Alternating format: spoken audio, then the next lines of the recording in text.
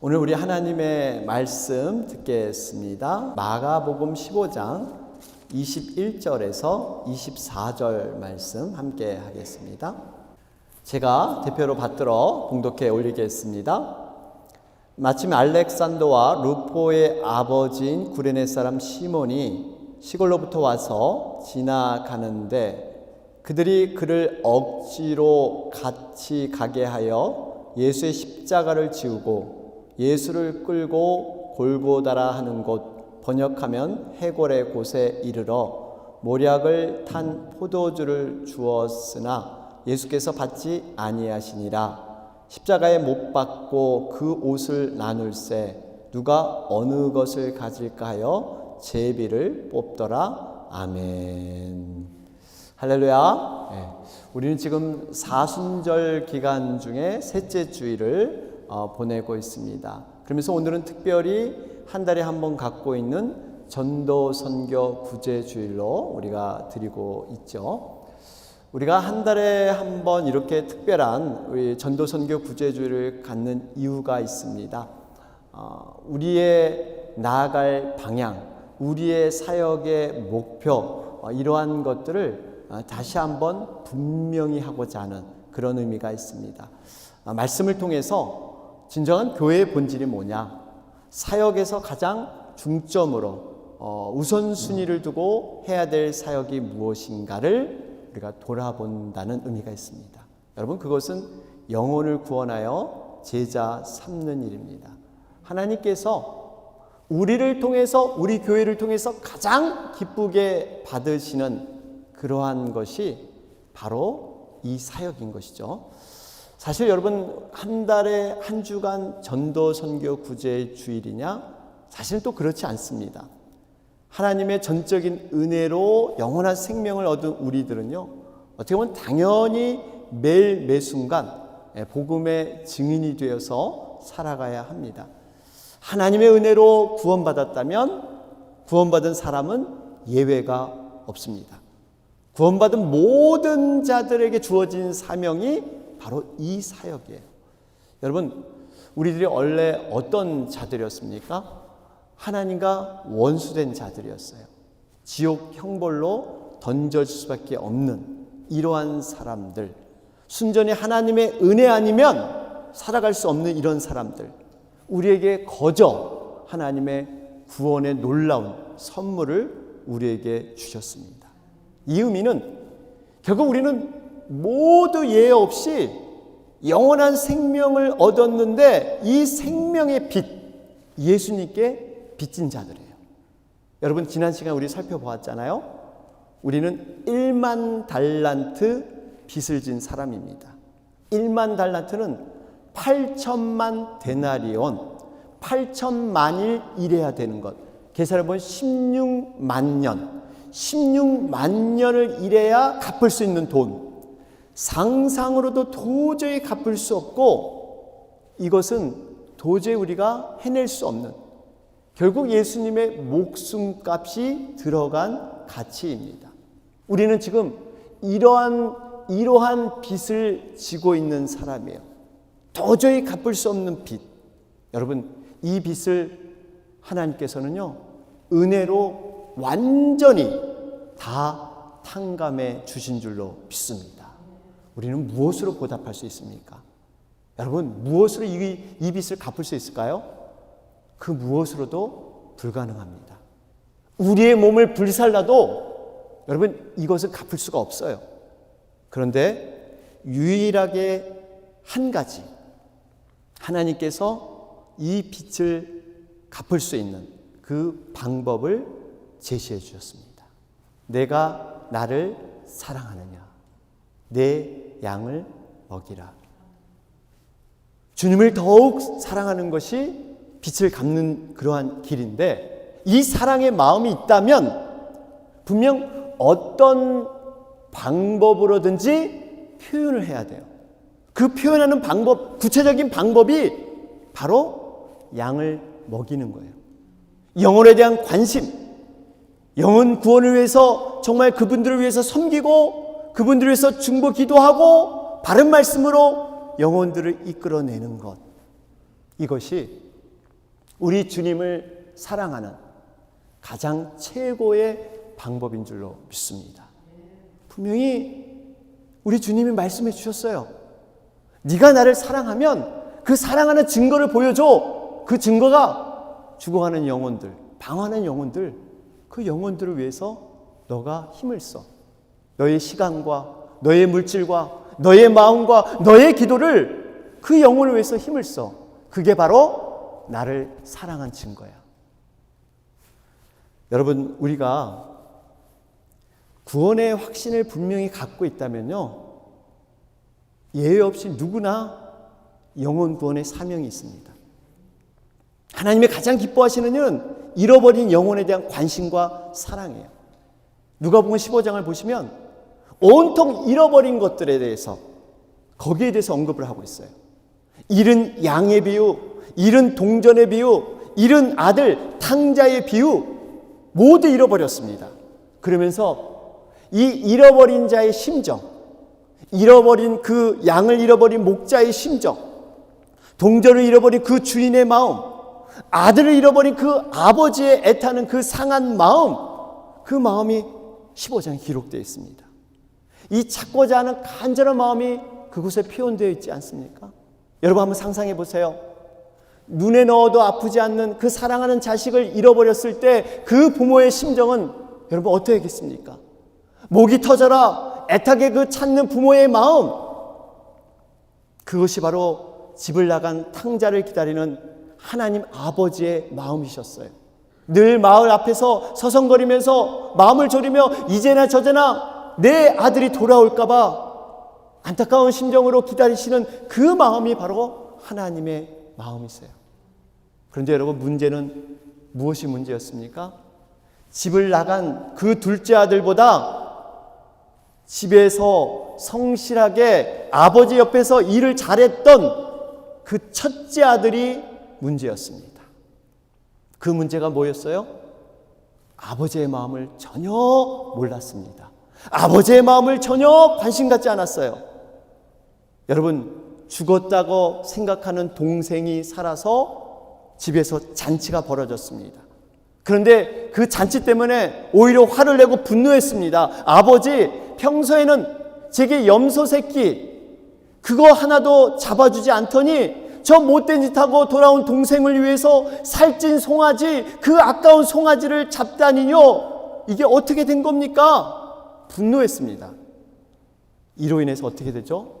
아버지의 책망을 받게 됩니다. 여러분, 우리는 분명한 교훈을 깨달아야 돼요. 우리가 하나님의 일을 성실하게 하는 것, 주어진 직분을 열심히 감당하는 것, 너무나 의미 있고 중요합니다. 그런데 더 중요한 것은 아버지의 관심, 하나님 마음의 그 마음의 상태를 우리는 살펴봐야 될 줄로 믿습니다. 아버지의 관심이 어디 있는가? 하나님의 마음이 지금 어떠한가? 그것은 온통 잃어버린 영혼에 대해서 이 아버지의 마음은 가 있는데, 첫째 아들은 아랑곳하지 않고 내 주어진 일 성실했는데 왜 나에게는 그렇게 관심 안 주고 왜 저 불황당 같은 저 둘째 아들 왜 거기에만 관심을 둡니까? 이것이 바로 첫째 아들의 모습이에요. 여러분, 우리는 바로 알아야 됩니다. 그 아버지의 마음, 아버지의 관심, 지금 지옥을 향해 죽어가는 영혼들, 잃어버린 영혼들에 대한 관심, 여러분, 이 마음을 아버지를 통해서 우리가 함께 공감해야 될 줄로 믿습니다. 이렇게 찾았을 때, 잃어버린 걸 찾았을 때 그 기쁨은 말로 표현할 수 없었어요. 여러분, 열심히 찾는 자일수록, 수고와 노력을 많이 하는 자일수록 그 찾았을 때의 그 기쁨은 말할 수가 없어요. 여러분, 잃어버렸던 것을 찾았을 때는 잃어버렸던 그 액수보다 더 큰 돈을 들여서 잔치를 벌입니다. 어떤 경제적인 이유를 뛰어넘어요. 왜 그럴까요? 기쁨이 하도 크니까. 비교하는 대상이 아니라 기쁨이 너무 크니까. 여러분, 이것이 천국 잔치의 모형인 줄로 믿습니다. 한 영혼이 돌아왔을 때 천국 잔치, 의인 99, 죄인 하나, 그 죄인 하나가 돌아왔을 때 의인 99보다 더 기뻐하는, 여러분, 이 천국 잔치가 우리 앞으로 목장에서 일어나야 되고 우리 교회에서 일어나야 될 줄로 믿습니다.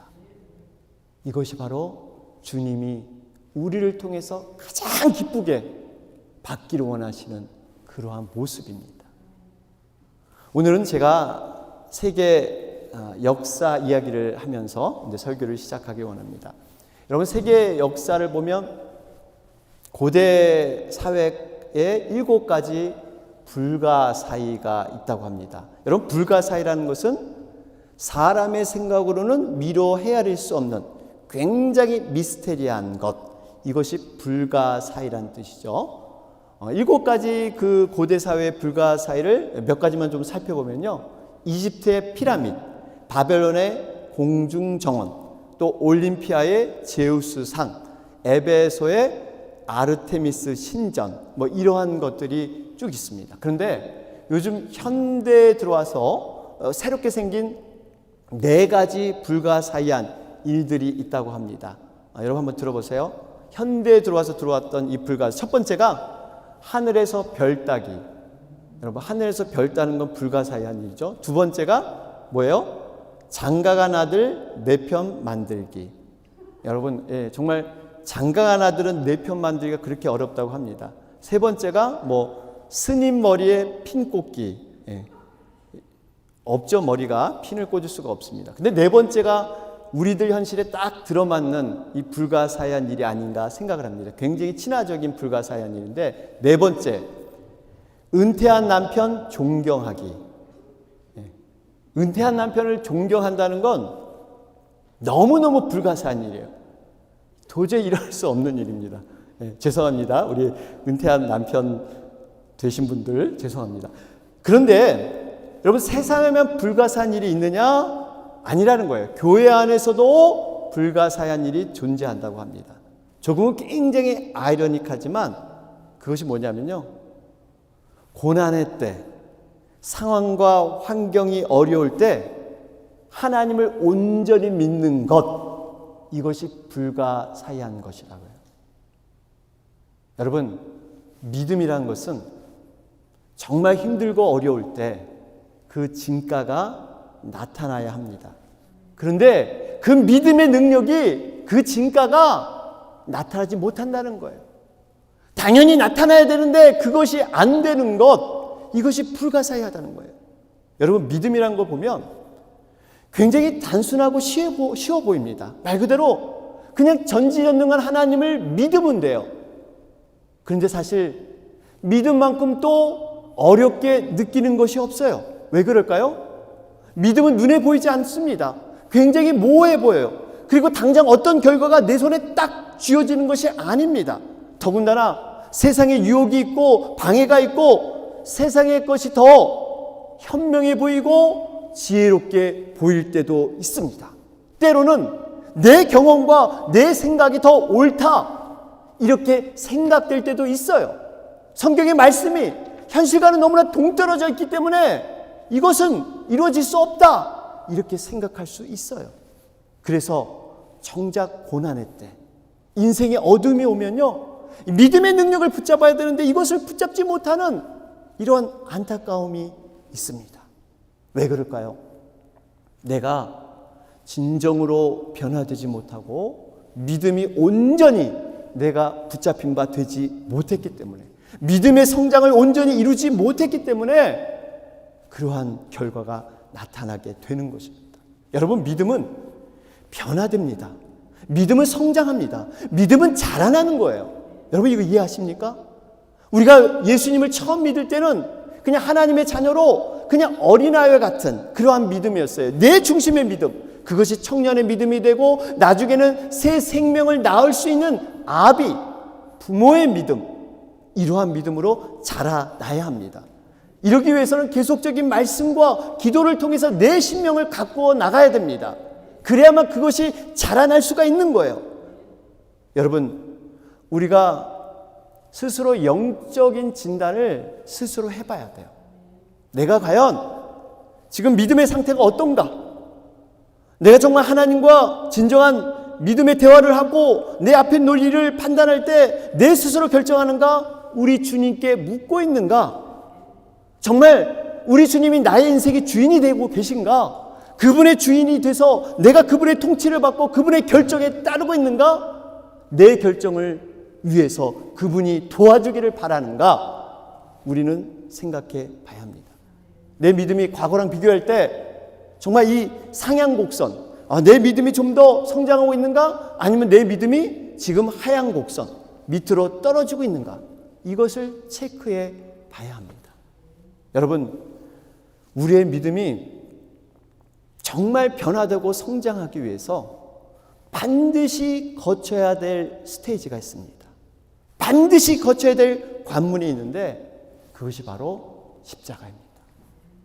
이 십자가를 거치지 않고는, 십자가를 경험하지 않고는 결코 우리에게 변화와 성장이라는 것은 우리에게 있을 수가 없다는 거예요. 예수님께서도 말씀하셨잖아요. 무리들 향해서 너희가 제자가 되길 원하면 자기를 부인하고 자기 십자가를 지고 나를 쫓을 것입니다. 자기 십자가, 이 십자가를 지라는 거예요. 여러분, 십자가는 반드시 변화를 일으키는 능력이 들어있는 줄로 믿습니다. 십자가를 온전히 체험한 자는 반드시 변화되게 되어 있어요. 그런데 이걸 뒤집어 생각해 보면 우리가 변화되지 못했다면, 우리가 아직도 여전히 과거의 모습 그대로 있다면 십자가를 제대로 체험하지 못했다는 얘기예요. 십자가를 제대로 이해하지 못했다는 것입니다. 예수님께서는 직접 이 십자가에서 변화의 본을, 그 모델을 보여주셨습니다. 십자가에서 우리 죄를 위해서 다시 대신 죽으시고 십자가에서 영원한 생명으로 부활하셨어요. 변화된 모습을 우리에게 나타내 주셨습니다. 여러분, 우리가 십자가를 바라볼 때마다 정말 그 변화된 능력을 우리는 바라봐야 하는 것입니다. 오늘 본문에는 십자가를 통해서 인생이 완전히 변화된 한 사람을 소개하고 있습니다. 십자가를 원하지 않았지만 모르는 중에 부지 중에 억지로 지었던 그러한 십자가, 바로 구레네 사람 시몬입니다. 오늘 등장하는 이 구레네 사람 시몬, 이 구레네라는 의미는 지역이죠, 지역. 이 지역은 지금 아프리카 중에서도 리비아의 수도인 트리폴리를 가리키는 지역입니다. 그러니까 예루살렘에서 아프리카는 굉장히 먼 거리입니다. 그런데 이곳에는 흩어져 사는 유대인들, 그런 사람들이 있었는데요. 명절이 되면, 6월절이 되면 반드시 예루살렘에 와서 명절을 세야 되는 그 당시 풍속이 있었습니다. 역사에 의하면 6월절 당시 모인 사람들이요, 대략 250만 명. 여러분, 엄청난 숫자죠? 250만 명이 예루살렘에 모였다고 합니다. 이 250만 명 중에 한 사람이 바로 구레네 사람 시몬이었습니다. 구경 왔어요. 그런데 이 사람이 예수님을 만남으로, 십자가를 짐으로 엄청난 변화의 사건이 시작이 되었습니다. 여러분, 사실 그 당시 십자가형을 언도받은 죄수는요, 자기가 못 박힐 십자가를 직접 지고서 사형장까지 가게 되어 있었습니다. 예수님은 정말 도수장에 끌려가는 어린 양처럼 골고다 언덕을 십자가 지고 올라가셨는데 그 거리가 약 1.2km, 1마일이 조금 안 되는 그런 거리였습니다. 보통 십자가의 무게는 30kg, 이 정도 내외가 된다고 합니다. 그런데 예수님께서는 전날밤 어떻게 지내셨습니까? 새벽부터 음식도 못 드신 채로 이리 끌려다니고 저리 끌려다니면서 신문당하시고 고통받으시고 또 밤 깊도록 하나님과 기도하시며 정말 정신적으로 육체적으로 모든 한계를 느끼셨기 때문에 30kg라는 그 엄청난 십자가를 가파른 그 고난의 길을 올라가지 못하셨습니다. 내려오는 얘기에 의하면요, 예수님께서 골고다 이르기까지 무려 14번이나 쓰러지셨다고 합니다. 이런 상황에서 로마 군인들에게는 특별한 권한이 있었죠. 필요하면 피정복민에게 일을 시킬 수 있는 그러한 권한이 있었어요. 그리고 피정복민은 로마 군인이 시키면 그것에 그저 복종해야 되는. 여러분, 그래서 이 구레네 시몬은 꼼짝없이 예수의 십자가를 대신 질 수밖에 없는 이런 상황에 처한 것입니다. 그런데 여러분, 이 구레네 사람 시몬이 그 마음이 처음에 어떠했을까요? 이 십자가를 질 때 이 시몬의 마음, 처음부터 이 십자가를 은혜로 그가 여길 수 있었을까요? 아닙니다. 억지로 마지못해 왜 많고 많은 그 사람 중에 하필이면 내가 세상 말로 오늘 재수 더럽게 없는 날이네, 이런 생각을 갖고 있을지도 모릅니다. 당황하면서 원망도 했을 겁니다. 그런데 여러분, 놀라운 일이 일어나게 되죠. 그 부지 중에 억지로 준 십자가가 예수님이 정확히 어떤 분인지도 모르고, 더군다나 십자가의 죽음이 무엇인지도 몰랐지만 그 억지로 준 십자가를 통해서 그 인생이 완전히 변화되게 된다는 것입니다. 어떻게 이런 일이 일어났을까요? 어떻게 이런 일이 가능할까요? 여러분, 주님의 십자가는 변화의 능력 그 자체인 줄로 믿습니다. 어떤 자가 이 십자가를 지기만 하면 변화의 능력을 체험하게 될 줄로 믿습니다. 여러분, 구레네 시몬은 정말 부지 중에 평범한 삶에서, 그냥 일상의 삶에서 십자가를 딱 만났어요. 여러분, 이 의미를 좀 우리가 깨달아야 합니다.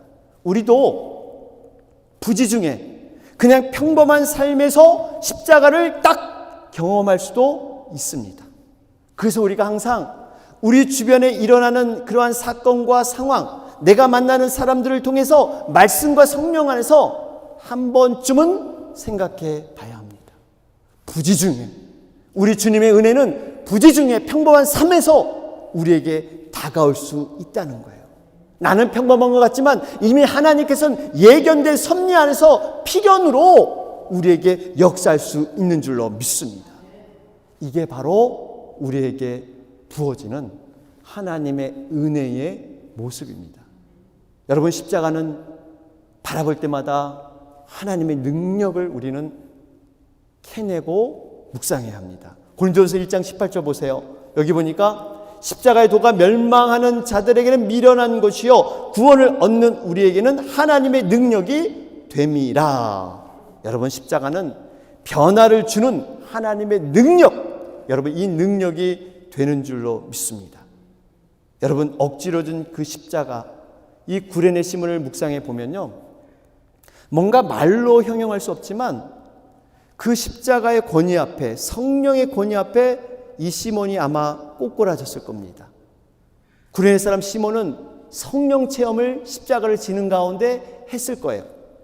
시몬은 십자가를 지는 동안 예수님을 가장 가까이 대할 수 있었습니다. 예수님을 가장 가까이 대하면서 죽음 앞에서 평안과 감사가 넘치는 모습, 예수님의 그 눈빛을 통해서 그 정말 용서와 사랑의 그 눈빛을 분명히 시몬은 봤을 거예요.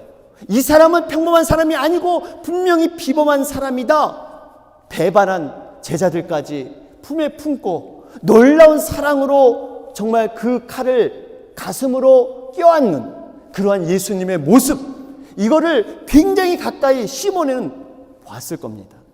그러면서 잠자던 시몬의 심령이 깨었던 거예요. 여러분, 이렇게 비록 억지로 진 십자가지만 구레네 시몬에게는요, 예수님을 만나는, 깊이 만나는 행운을 그는 갖게 되었다는 것입니다. 이 시몬이 어떻게 변화됩니까? 우리는 오늘 21절 말씀을 통해서 보니까 알렉산더와 루포의 아비인 구레네 사람 시몬, 이렇게 기록되어 있죠. 여기서 여러분 특이한 것은 지금 구레네 사람 시몬을 소개하는데 그 앞에 알렉산더와 루포라는 그러한 자신의 아들들의 두 아들의 이름을 중심으로 소개하고 있다는 사실입니다. 여러분, 왜 이렇게 했을까요? 그만큼 아들들이 당시 유명했기 때문이에요. 우리가 흔히들 세상에서 여러분 유명한 그런 내 자녀가 스포츠 스타나 아니면 유명한 연예인이다 이렇게 생각을 하면 자신을 소개할 때 여러분 어떻게 소개합니까? 내가 누구누구의 애비, 누구누구의 아버지, 누구입니다. 뭐 이렇게. 왜냐면 그 사람이 워낙 유명하니까. 지금 알렉산더와 루포가 바로 그런 격이에요. 이름만 대면 당시 모든 사람이 알 수 있는 사회적으로나 교회적으로 누구나 인지하며 존경하며 영향력을 끼쳤던 그런 지도자였던 것을 볼 수가 있습니다. 여러분, 이렇게 알렉산더와 루포가 유명해진 것, 그리고 존경받는 신앙인이 된 것, 왜 그럴까요? 바로 이 아버지의 신앙 때문에 그랬습니다. 십자가를 진 그날로부터 이 시몬은 변화가 돼서 자기 자녀들에게 십자가의 복음을 전했더니 훗날 두 아들이 훌륭한 영적 지도자가 되었던 거예요. 여러분, 십자가는 그 가정을 변화시킬 줄로 믿습니다. 내가 경험한, 우리 부모님이 경험한 십자가가 자녀들에게 이렇게 아름다운 신앙의 유산으로 흘러가게 될 줄로 믿습니다. 한 군데 더 보면 시몬의 가정이 십자가로 인해 복을 누린 곳이 있는데요. 그것이 로마서 16장 13절이죠. 거기 보시면 주 안에서 택하심을 입은 루포와 그 어머니에게 문안하라. 그 어머니는 곧 내 어머니니라. 여러분, 이건 사도 바울이 로마서에서 마지막 부분에 자신이 신세진 사람들에게 문안하고 그 고마움을 표시해라 부탁드리는 부분이에요. 여기도 보니까 구레네 사람 시몬의 아들인 루포, 이 루포가 등장을 합니다. 루포는 분명히 그 당시 훌륭한 영적 지도자였다 하는 것을 우리는 알 수가 있죠. 그러면서 루포의 어머니께 문안하라 그러면서 그 루포의 어머니는 곧 내 어머니다. 바울은 지금 그렇게 고백하고 있어요. 여러분, 무슨 의미입니까? 지금 루포의 어머니면 십자가를 억지로 진 시몬의 아내가 돼요. 이 아내, 바울에게는 어떤 사람? 바로 내 어머니다. 바울이 어떤 자입니까? 성령 충만한 사람입니다. 어떻게 보면 예수님 다음으로 정말 놀라운 능력을 행했던 위대한 사도 바울. 그 바울이 저분은 내 어머니다. 내 영적인 어머니다. 이렇게 고백하고 있는 거예요. 얼마나 바울을 위해서 많은 중보기도와 사랑과 관심을 주었겠어요? 바울은 자신을 낳은 육신의 어머니보다 영적인 어머니를 더 깊이 지금 생각하고 있는 겁니다. 사랑하는 여러분, 바라기는요, 우리도 이런 아름다운 영적인 관계가 되었으면 좋겠습니다. 이런 아름다운 영적인 관계. 바울은 비록 자신을 육적으로 낳진 않았지만 영적으로 낳아 길러준 어머니에 대한 고마움. 여러분들, 혹시 여러분들에게 영적인 부모님과 같은 이런 분이 계십니까? 아니면 영적인 자녀와 같은 이런 자들이 있습니까? 여러분, 이것은 복이 되는 줄로 믿습니다. 우리가 언젠가 분명히 하나님 앞에 천국 가서 서게 되게 될 텐데, 이런 아름다운 관계, 혈과 육의 관계가 아니라 믿음과 영적으로 함께 맺어진 이런 아름다운 관계, 저분은 나의 영적인 부모시다. 저 사람은 나의 영적인 자녀다. 이런 아름다운 관계, 하나님이 가장 기뻐하는 그러한 모습인 줄로 믿습니다. 그렇습니다. 여러분, 우리가 이유를 알든 모르든 비록 억지로 부지중에 진 십자가일지라도 주님의 그 십자가에 동참하는 그 자체가 복이 되는 줄로 믿습니다. 왜냐하면 십자가에서는 성령님이 함께 하십니다. 억지로 십자가를 지었던 구레네 사람 시몬, 이 한 사람을 통해서요, 그의 가정만 변화시킬 것이 아니라 세계를 향해서 변화되는 놀라운 일을 하나님은 계획하시고 완성하셨습니다. 그걸 어떻게 할 수 있냐면요, 사도행전 11장을 보시면 거기에는 전도와 선교의 열심인 안디옥 교회를 볼 수 있어요. 여러분, 안디옥 교회 생각나면 하나님이 가장 기뻐하는 교회 중에 하나로 이 지구상에 지금 모든 교회가 타문화권에 선교를 하고 있는데 그 시발점, 그 시초가 바로 안디옥 교회에서 시작됐습니다. 세계 선교의 시작이 안디옥 교회다 해도 맞는 말이에요. 그만큼 선교가 뜨거웠던 교회가 안디옥 교회인데 이곳에서 최초로 바울과 바나바를 세계 선교를 위해서 파송하게 되는 이러한 일이 벌어지지 않습니까? 그런데 여러분, 이 안디옥 교회가 어떻게 세워진 줄 아십니까? 사도행전 11장에 보면 구레네 그리스도인들이 안디옥에까지 가서 복음을 전함으로 그곳에 훌륭한 안디옥 교회가 세워졌다. 이렇게 기록되어 있어요. 그들이 누구겠어요? 구레네 사람. 시몬의 고향이 바로 구레네, 이 아프리카였습니다. 그곳에서 복음을 전했기 때문에 그 제자들이 안디옥 교회를 세우게 되는 놀라운 일을 행하게 되는 것입니다. 사도행전 11장 20절 말씀을 볼까요? 거기 보니까 그 중에 구브로와 구레네 몇 사람이 안디옥에 이르러 헬라인에게도 말하여 주 예수를 전파하니, 여기 보니까 구레네 몇 사람이 안디옥에 이르러, 여러분 십자가를 진 사건이 자신의 가정뿐만 아니라 세상을 변화시키는 그 복음의 능력으로 큰 불꽃으로 사용된 줄로 믿습니다. 결론을 맺겠습니다. 여러분, 시몬은 원치 않는, 어떻게 보면 억지로 진 십자가, 그러나 그 십자가요, 그 가정을 살려냈고 나아가서 세계 선교를 담당했던 안디옥 교회를 세우는 놀라운 일을 해내게 됩니다. 여러분, 십자가는 분명히 하나님의 능력, 반드시 변화를 가져오는 그러한 능력이 들어있습니다. 때로는 이 십자가가 피하려고 어렵게 느끼고 이리 도망가고 저리 도망가지만, 여러분, 그 십자가, 내가 비록 그때는 힘들었다고 느꼈던 그 십자가를 끝까지 인내하며 감당하며 순종하고 나가게 되면 나중에 그 십자가가 언젠가는 나를 대신 져준다고 합니다. 내 힘들고 무거운 삶을 그 십자가가 받쳐주고 그 십자가가 그 낭떠러지와 같은 길을 건너게 해주는 그러한 다리의 역할, 여러분, 이것이 바로 믿음의 비밀이고 하나님 나라의 놀라운 영광이 될 줄로 믿습니다.